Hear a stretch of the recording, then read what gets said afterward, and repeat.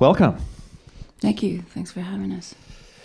The new CD is Renmin Park.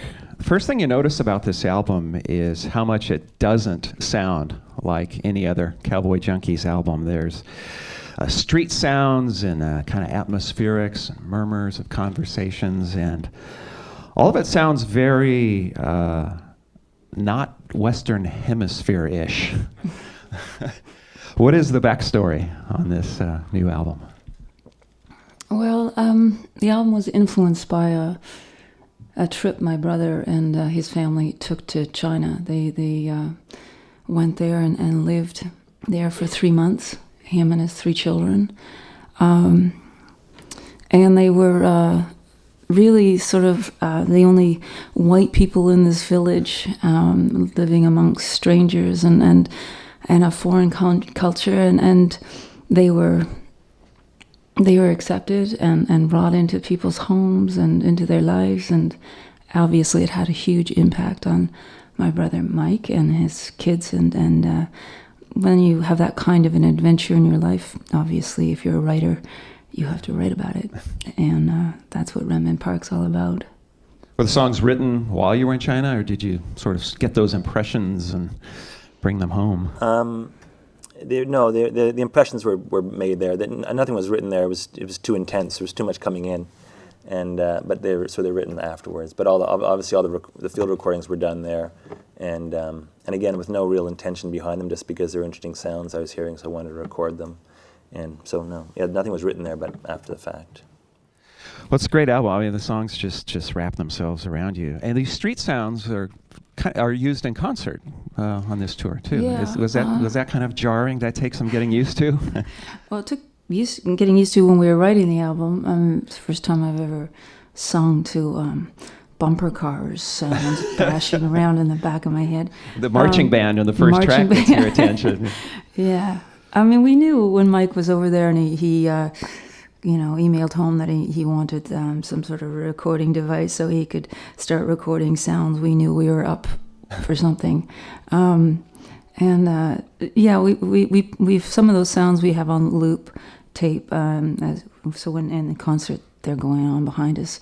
By now we're used to it, but it took some time to find the beat to a badminton player, it was all very weird. Try to identify what it is. It sounds like children jump rope songs, but I think probably not. It was probably something else. Well, this is actually Renmin Park Volume 1 in the Nomad Series. First in a 4-album series. 4 albums in 18 months is the plan. Somebody chasing you? Or? No, we're just... old age, exactly. No, we started to just think about the next studio album and we had a lot of ideas. We had the Renmin Park idea, all of Mike's sort of songs that were influenced by his trip. We had a whole bunch of fresh material. We had an idea that we wanted to do an album with Vic Chestnut. And we thought of doing a double album and then a triple album, and then we just thought, you know what, let's just put them all out, put them out as separate albums within a time zone. So the only thing that really links the 4 albums is just this period of time that we're writing within, and that has a huge influence on albums. That what's happening to you within that time. So it'll be interesting to see what they all sound like once they're all done. You've pretty well got it mapped out, what the remaining 3 albums. I mean, the next one's going to be covers of the Vic Chestnut who passed away.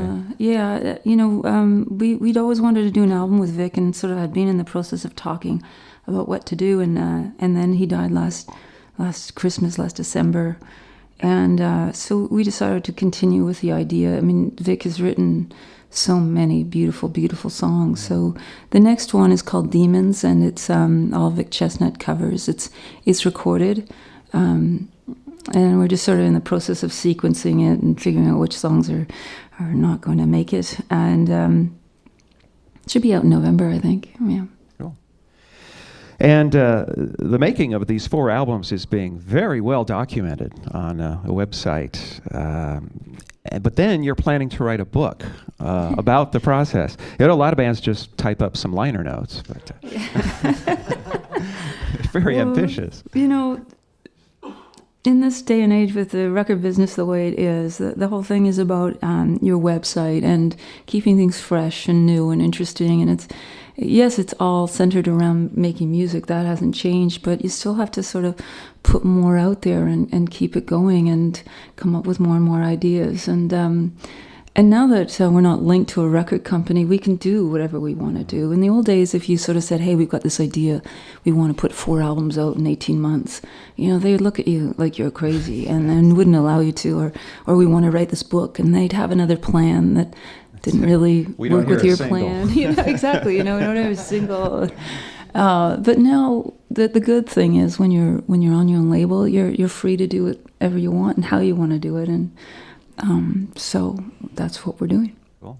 It's a terrific album. Look forward to the rest in the series. They're playing tonight at the Aladdin Theater. Let's hear some more. Cowboy Junkies, KINK Live at the Bing Lounge.